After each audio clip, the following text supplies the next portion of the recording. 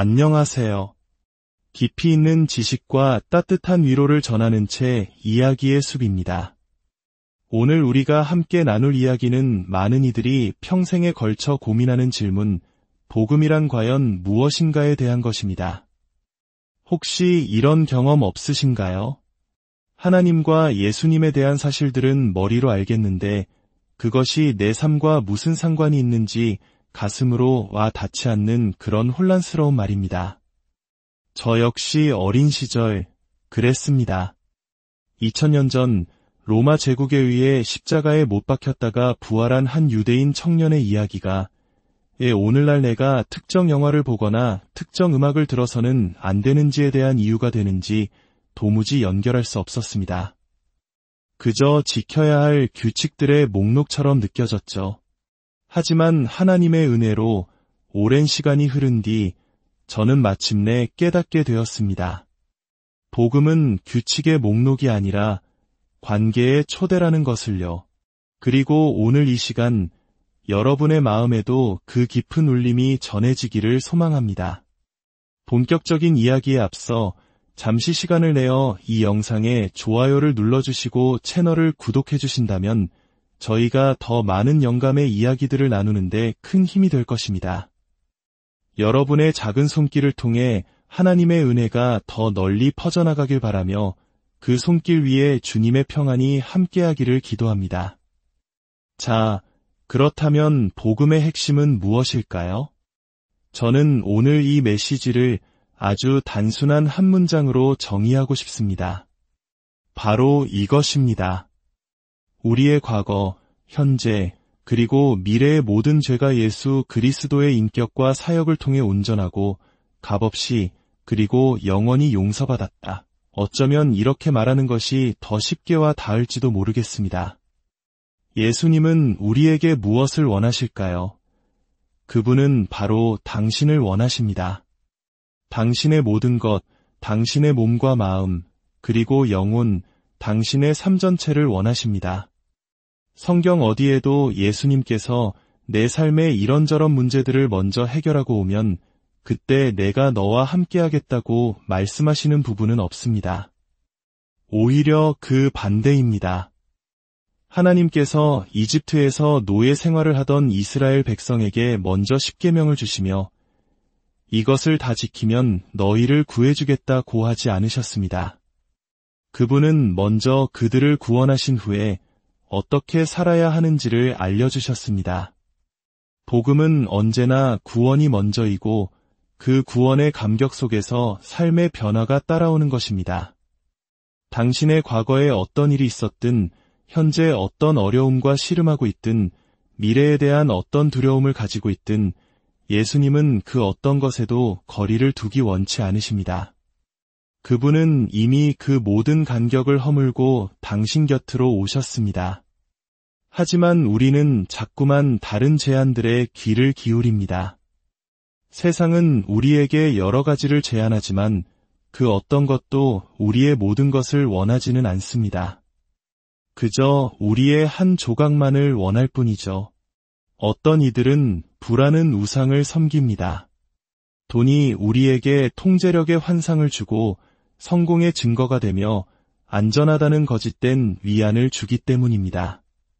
새로운 물건을 사면 잠시 더 나은 사람이 된 것 같은 기분이 들지만 그것은 착각일 뿐입니다. 우리는 여전히 같은 사람이고 그 곁에 새 물건이 놓여 있을 뿐입니다. 우리는 결코 채워지지 않는 소비의 쳇바퀴 위에서 영혼의 공허함을 느끼게 됩니다. 또 어떤 이들은 타인의 인정이라는 우상에 목을 맵니다. 마치 중학교 시절 더 비싼 브랜드의 옷을 입어야만 친구들 사이에서 인정받을 수 있다고 믿었던 것처럼 우리는 어른이 되어서도 다른 사람들이 나를 어떻게 볼까 전전긍긍합니다. 감당할 수 없는 집과 차, 그리고 생활 방식을 유지하며 잘 알지도 못하는 사람들에게 저 사람은 성공했어, 저 사람은 멋져라는 말을 듣기 위해 영혼의 에너지를 소모합니다. 그리고 통제라는 우상도 있습니다. 우리는 모든 것이 내 계획대로 완벽하게 진행되기를 바랍니다. 하지만 그 대가로 우리는 깊은 불안과 걱정에 시달립니다. 우리 삶은 매일같이 우리가 통제할 수 없는 것이 훨씬 많다는 사실을 가르쳐주지만 우리는 어리석게도 그 교훈을 잊고 삽니다. 이 모든 것들, 진정한 안전, 깊은 의미, 그리고 참된 인정은 오직 하나님과의 관계 안에서만 발견될 수 있는 것들입니다. 하지만 죄는 바로 이 관계들을 파괴합니다. 죄의 본질은 우리를 속여 하나님과의 관계를 단절시키고 그 결과로 우리 자신을 제대로 이해하지 못하게 만들며 결국 다른 사람들과의 관계마저 어렵게 만듭니다. 우리는 본래 하나님의 임재라는 연료로 살아가도록 창조되었습니다. 마치 디젤 엔진에 휘발유를 넣는 것처럼 다른 무언가로 삶을 채우려 할 때 우리의 영혼은 고장나고 멈춰 서게 됩니다. 이것이 바로 우리의 연약함입니다. 우리는 스스로의 힘으로는 이 죄의 굴레에서 벗어날 수 없습니다. 두 걸음 앞으로 나아가는가 싶으면 한 걸음 혹은 절벽 아래로 미끄러져 떨어지는 것 같은 경험을 반복합니다. 하지만 하나님께서는 우리의 이 연약함을 이미 알고 계셨습니다. 로마서 8장 3절은 이렇게 말합니다. 율법이 육신으로 말미암아 연약하여 할 수 없는 그것을 하나님은 하시나니 하나님은 우리가 실패할 것을 아셨기에 우리를 대신하여 이 모든 것을 이룰 분을 보내셨습니다. 오늘 우리가 함께 묵상할 로마서 5장 6절에서 11절 말씀이 바로 그 놀라운 소식을 전하고 있습니다. 우리가 아직 연약할 때에 기약대로 그리스도께서 경건하지 않은 자를 위하여 죽으셨도다. 의인을 위하여 죽는 자가 쉽지 않고 선인을 위하여 용감히 죽는 자가 혹 있거니와 우리가 아직 죄인 되었을 때에 그리스도께서 우리를 위하여 죽으심으로 하나님께서 우리에 대한 자기의 사랑을 확증하셨느니라. 이 말씀을 자세히 보십시오. 그리스도는 우리가 의롭거나 선한 사람이었을 때가 아니라 연약하고 경건하지 않고 죄인이었을 때 우리를 위해 죽으셨다고 말합니다. 이것이 바로 복음의 충격적인 진실입니다. 우리가 최악의 상태에 있을 때 하나님은 우리를 향한 자신의 사랑을 가장 확실하게 보여주셨습니다. 하나님께서 창조하신 모든 좋은 것들, 맛있는 음식의 풍미, 아름다운 자연의 경관, 사랑하는 사람과의 깊은 교제, 이 모든 것은 우리로 하여금 그 선물을 주신 분을 바라보게 하기 위한 것입니다. 하지만 인류는 한결같이 그 선물만을 취하고 선물을 주신 분께는 등을 돌렸습니다. 당신의 선물은 정말 좋군요. 하지만 당신은 좀 부담스러우니 떠나주시면 좋겠습니다. 이것이 바로 우리 모두의 모습입니다. 이것이 우리가 선한 사람이 아니라고 말하는 이유입니다. 우리는 모두 하나님의 선하심을 배반했습니다. 그런데 복음은 여기서 끝나지 않습니다. 많은 사람들이 구원은 과거의 사건으로만 생각합니다. 예수님께서 내 과거의 죄를 용서해 주셨다. 물론 그것은 사실입니다. 하지만 그것이 전부라면 우리는 구원받은 이후에도 계속되는 죄와 실패 앞에서 절망할 수밖에 없습니다. 제가 처음 예수님을 믿었을 때 저는 모든 것이 변할 것이라 기대했습니다. 하지만 제 삶에는 여전히 죄의 습관들이 남아 있었고 넘어지고 실패할 때마다 깊은 수치심에 빠졌습니다. 그리고 생각했죠. 하나님은 나에게 크게 실망하셨을 거야. 그래서 저는 하나님으로부터 거리를 두기 시작했고 다른 사람들에게 제 연약한 모습을 숨겼습니다. 관계는 다시 깨어지기 시작했습니다. 바로 이런 우리를 위해 사도 바울은 로마서 5장 9절과 10절에서 복음의 현재적이고 미래적인 능력을 선포합니다. 그러면 이제 우리가 그의 피로 말미암아 의롭다 하심을 받았으니 더욱 그로 말미암아 진노하심에서 구원을 받을 것이니 곧 우리가 원수 되었을 때에 그의 아들의 죽으심으로 말미암아 하나님과 화목하게 되었은즉 화목하게 된 자로서는 더욱 그의 살아나심으로 말미암아 구원을 받을 것이니라. 여기서 더욱 이라는 단어에 주목하십시오.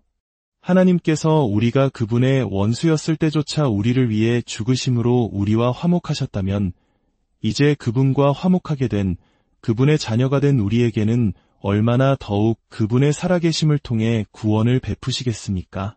복음은 단지 우리를 과거의 죄에서 구원하는 것뿐만 아니라 현재의 실패와 연약함 속에서도 우리를 계속해서 구원하며 미래의 모든 두려움으로부터 우리를 지켜주는 살아있는 능력입니다. 예수님께서 원하시는 것은 우리의 행동 교정이 아니라 우리 자신입니다. 그렇다면 이 진리를 우리의 삶에 어떻게 적용할 수 있을까요? 바로 고백의 의미를 새롭게 이해하는 것입니다. 고백은 단순히 우리가 잘못한 일들을 하나님과 다른 사람들 앞에 나열하는 것이 아닙니다. 그것은 우리의 마음에 있는 모든 진실을 그것이 아무리 추하고 부끄러울지라도 하나님 앞에 정직하게 아뢰는 것입니다. 얼마 전 저는 한 성도님으로부터 문자를 받았습니다. 그는 인생에서 가장 어둡고 힘든 터널을 지나고 있었습니다. 그는 제게 이렇게 말했습니다. 목사님, 제가 하나님께 드리는 기도는 온통 불평뿐인 것 같습니다. 저는 이렇게 답장했습니다. 그렇다면 어떻습니까? 그것이 지금 성도님의 마음에 있는 가장 솔직한 진실이 아닙니까? 주님께서 그 마음을 듣기 원치 않으실 거라고 생각하십니까? 사랑하는 아내가 제 표정만 보고도 무슨 힘든 일 있어요? 라고 물어볼 때 저는 선택을 해야 합니다. 아니, 괜찮아 라고 거짓말을 하거나 어설프게 둘러댈 수도 있습니다. 하지만 제가 아내와의 친밀한 관계를 신뢰한다면 저는 제 마음속에 있는 모든 것을 심지어 못나고 이기적인 생각까지도 솔직하게 털어놓을 것입니다. 하나님과의 관계도 마찬가지입니다. 하나님은 이미 우리의 모든 것을 알고 계십니다. 우리가 잠 못 이루는 밤의 뒤척임도 마음속으로 되새기는 분노의 말들도 다 아십니다. 고백은 그분께 우리의 진심을 아뢰므로써 그분과의 친밀함으로 들어가는 문입니다. 하나님, 저는 지금 너무 화가 나고 혼란스럽습니다. 당신이 원하시는 것이 화해가 아니라 복수하고 싶은 마음이 제 안에 가득합니다. 이런 제 마음을 다스려 주시고 저를 도와주세요. 이렇게 우리가 숨지 않고 그분께 나아갈 때 그분은 우리에게 우리가 누구인지를 다시 상기시켜 주십니다. 그분은 우리를 변화시키는 일을 시작하십니다. 이제 말씀을 마무리하며 스스로에게 몇 가지 질문을 던져보시길 바랍니다. 혹시 당신의 과거에 있었던 어떤 일 때문에 이 모든 좋은 소식이 다른 사람들을 위한 것이지 나를 위한 것은 아니라고 생각하고 계십니까? 그 부끄러운 기억이 당신을 하나님으로부터 멀어지게 합니까? 만약 그렇다면 이 말씀을 기억하십시오. 갈라디아서 2장 20절입니다. 내가 그리스도와 함께 십자가에 못 박혔나니 그런즉 이제는 내가 사는 것이 아니요 오직 내 안에 그리스도께서 사시는 것이라. 당신을 괴롭히는 과거의 당신은 이미 그리스도와 함께 죽었습니다. 그것은 더 이상 당신의 것이 아닙니다. 그리스도께서 그 모든 빈 문서를 자신의 피로 찢어버리셨습니다. 혹은 과거가 아닌 현재의 어떤 반복되는 죄나 문제 때문에 힘들어하고 계십니까? 벗어나려 할수록 더 깊이 빠져드는 것 같은 무력감을 느끼십니까? 그 문제 때문에 하나님 앞에 설 면목이 없고 다른 사람들에게 알려질까 두려워 숨고 계십니까? 기억하십시오. 우리가 원수였을 때도 우리에게 다가오신 그분께서 이제 자녀가 된 당신이 힘겨워할 때 얼마나 더 가까이 다가오시겠습니까? 숨지 말고 그분께 달려가십시오. 그분의 임재 안에 능력과 자유가 있습니다. 아니면 과거와 현재의 문제는 어느 정도 해결되었지만 미래에 대한 두려움과 실망감 때문에 하나님을 신뢰하기 어려우십니까? 하나님께서 정말 나를 위해 일하실까? 내 기도를 듣고 계실까? 하는 의심이 당신과 하나님 사이에 거리를 만들고 있습니까? 당신의 그 실망감과 두려움을 있는 그대로 하나님께 말씀드리십시오. 성경 속 인물들은 하나님께 실망했을 때 자신의 감정을 숨기지 않았습니다. 그것은 불신앙의 증거가 아니라 오히려 하나님과의 친밀함의 증거입니다. 사랑하는 여러분, 예수님은 무엇을 원하실까요? 바로 지금 이 모습 그대로의 당신을 원하십니다. 더 나은 버전의 당신이 아니라 바로 지금의 당신을 말입니다. 그분은 우리를 하나님과 우리 자신과 그리고 다른 사람들과 화해시키기 위해 이 땅에 오셨습니다. 이제 잠시 눈을 감고 기도하는 시간을 갖겠습니다. 당신을 묶고 있는 것이 과거의 죄책감이든 현재의 투쟁이든 미래의 두려움이든 그것을 당신의 손에 쥐고 있다고 상상해 보십시오. 그리고 이제 그 손을 펴서 그 모든 무거운 짐을 예수 그리스도의 십자가 앞에 내려놓으십시오. 아버지 하나님, 이 자리에 있는 사랑하는 당신의 자녀들을 축복합니다. 우리가 스스로를 얽매고 있던 과거의 사슬을 끊어주시고 현재의 연약함 속에서도 우리를 붙드시는 당신의 능력을 신뢰하게 하소서. 불확실한 미래를 향한 두려움 대신 우리를 향한 당신의 선하신 계획을 믿음으로 바라보게 하소서. 예수 그리스도께서 우리를 위해 행하신 그 놀라운 화해의 사역이 오늘 우리의 삶 속에서 실제가 되게 하여 주옵소서. 모든 무거운 짐을 주님께 맡겨드리오니 우리에게 참된 자유와 평안을 허락하여 주옵소서. 우리를 사랑하시고 우리 모든 것을 원하시는 주 예수 그리스도의 이름으로 기도드립니다.